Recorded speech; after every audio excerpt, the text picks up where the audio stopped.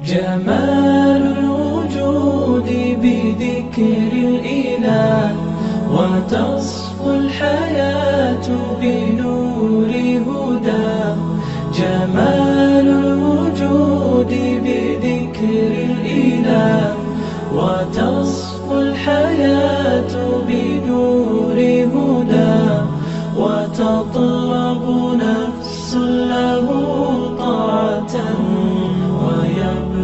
ইমাম আবু হানিফা রাহিমাহুল্লাহর সময়ে কুফার গভর্নরের কাছে কিছু নাস্তিক আসলো। তারা এসে বলল, আপনি আপনার সাম্রাজ্যের সবচেয়ে জ্ঞানী ব্যক্তিকে ডাকুন, আমরা তার সাথে বিতর্ক করে প্রমাণ করে দিব যে স্রষ্টা বলতে কিছুই নেই। এই পৃথিবী কোনো স্রষ্টা ছাড়া একা একাই সৃষ্টি হয়েছে এবং এই পৃথিবী কোনো নিয়ন্ত্রক ছাড়া একা একাই পরিচালিত হচ্ছে।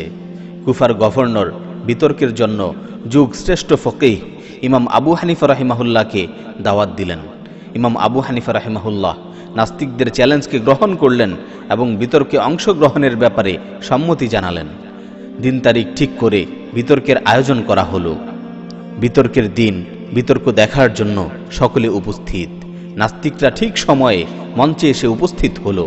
ইমাম আবু হানিফা রাহিমাহুল্লাহ ইচ্ছা করেই দেরি করতে লাগলেন।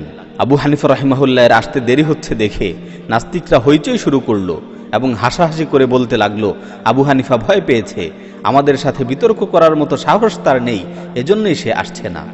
কিছুক্ষণের মাঝেই দেখা গেল ইমাম আবু হানিফা রাহিমাহুল্লাহ তাড়াহুড়া করে একাই মঞ্চে এসে উপস্থিত হলেন। তখন নাস্তিকরা বলল, আপনি কেন দেরি করলেন, আমরা তো জিতে গেছি। আবু হানিফা রাহিমাহুল্লাহ বললেন, শান্ত হও, কে জিতবে সেই বিষয়ে পরে আসছি, আগে শোনো কেন আমার দেরি হলো। সবাই বলল, আচ্ছা ঠিক আছে, বলুন কেন আপনার দেরি হলো। আবু হানিফা রাহিমাহুল্লাহ বললেন, আমি এখানে আসার জন্য ঠিক সময়ে বাড়ি থেকে বের হলাম।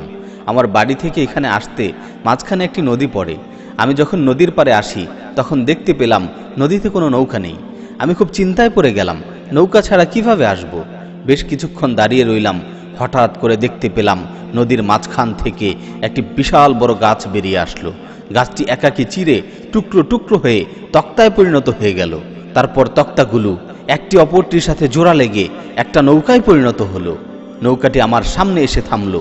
আমি নৌকায় উঠলাম। নৌকাটি একাকী চলতে লাগলো এবং আমাকে এপারে নামিয়ে দিল। আমি নেমে এখানে চলে আসলাম। এটাই হলো আমার দেরি হওয়ার কারণ।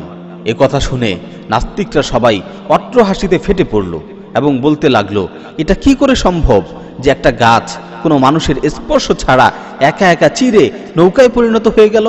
এটা পাগলের প্রলাপ ছাড়া আর কিছুই হতে পারে না।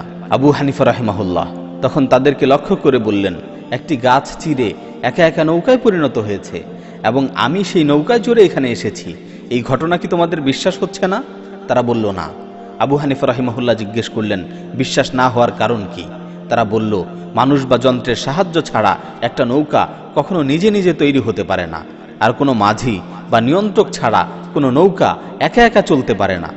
এই জবাব শোনা মাত্রই আবু হানিফা রাহিমাহুল্লাহ বলে উঠলেন, আমার আজকের বিতর্ক এখানেই শেষ। কারণ তোমাদের বিশ্বাস অনুযায়ী কোনো মানুষের স্পর্শ ছাড়া, কোনো স্রষ্টা ছাড়া একটা নৌকা যদি একা একা তৈরি হতে না পারে, তাহলে এই বিশ্বজগৎ, আসমান জমিন, চন্দ্র সূর্য, গ্রহ নক্ষত্র, পাহাড় সমুদ্র, নদী নালা, গাছপালা, পশু পাখি, এগুলো কোনো স্রষ্টা ব্যতীত একা একা কিভাবে সৃষ্টি হলো?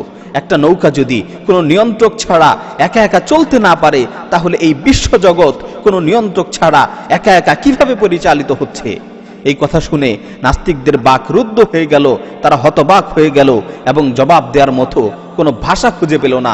ফাবুহিতাল্লাযী কাফার ওয়াল্লাহু লা ইয়াহদিল কওমায যালিমিন।